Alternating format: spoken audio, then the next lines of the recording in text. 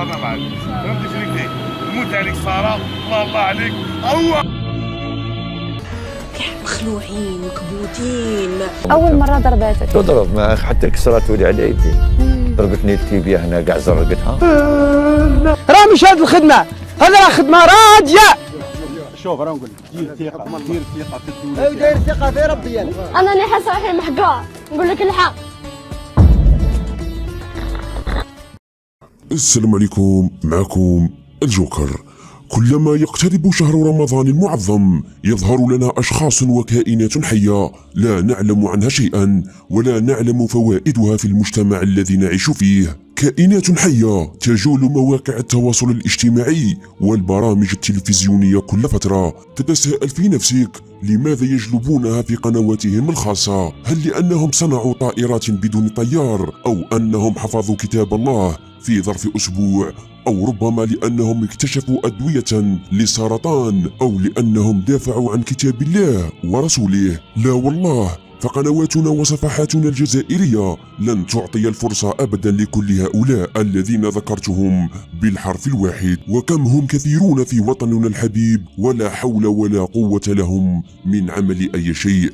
ففي الجزائر قبل أن تستدعيك قناة تلفزيونية وتجعل منك مشهورا في برامجها وفي مجتمعها الذي يتابعها، يجب عليك إما أن تكون راقصا على تطبيق التيك توك، أو تتلقى الضربات القاسية من زوجتك، أو تكون ديوثا في المجتمع الذي تعيش فيه. جاء رمضان وقد طبخوا سمومهم ليضعونها على مائدة العائلات الجزائرية بتفاهاتهم أو بما يسمى بالكاميرا الخفية.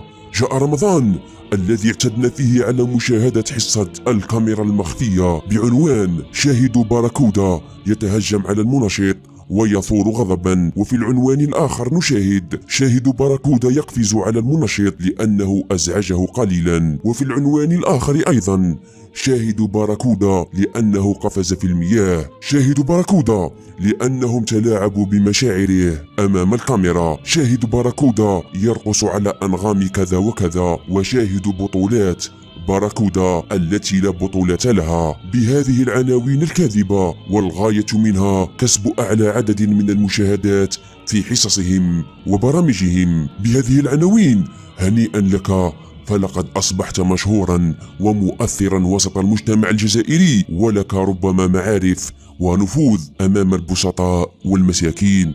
وبعد كل هذا التفخيم يظهر لنا هذا البطل المغوار مع صديقته الرشيقة على شاطئ من شواطئ الجزائر التي ضحى من أجلها الملايين من الشهداء في ساحة المعارك، ليظهر معها في قلة الحياء وعلى عقلية الأجانب. واعذروني على هذه المشاهد القاسية، ولكم ولهذه المشاهد. السلام عليكم خوتي احبابي لي زامي، الله عليكم. رانا مباشرة من ولاية وهران اكزاكت لابلاج ولا بلاج مافير.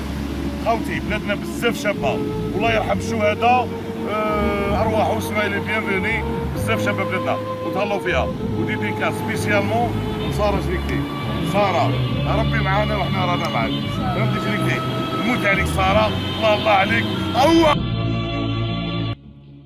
لا حول ولا قوة إلا بالله العلي العظيم. هذه هي نتيجة برامج التلفزيونية التي جعلت منهم أشخاصا مشاهير وقدوة لضعفاء النفوس. قال صلى الله عليه وسلم: من رأى منكم منكرا فليغيره بيده، فإن لم يستطع فبلسانه، فإن لم يستطع فبقلبه، وذلك أضعف الإيمان. وقال تعالى: لا يحب الله الجهر بالسوء من القول إلا من ظلم وكان الله سميعا عليما. يعني إن من أبغض الأشياء عند الله الجهر بالمعاصي. ذهبت الأخلاق، ذهبت الكرامة، ذهبت مبادئ الإسلام. ونجد البعض يقول: لماذا نعيش الغلاء؟ لماذا كثرت الأمراض؟ لماذا كثرت الآفات الاجتماعية؟ لماذا أمسك الله علينا السماء؟ لأن أمثال هؤلاء كثر. وكما أخبرتكم فقد جاء شهر رمضان، قد جاء شهر القرآن.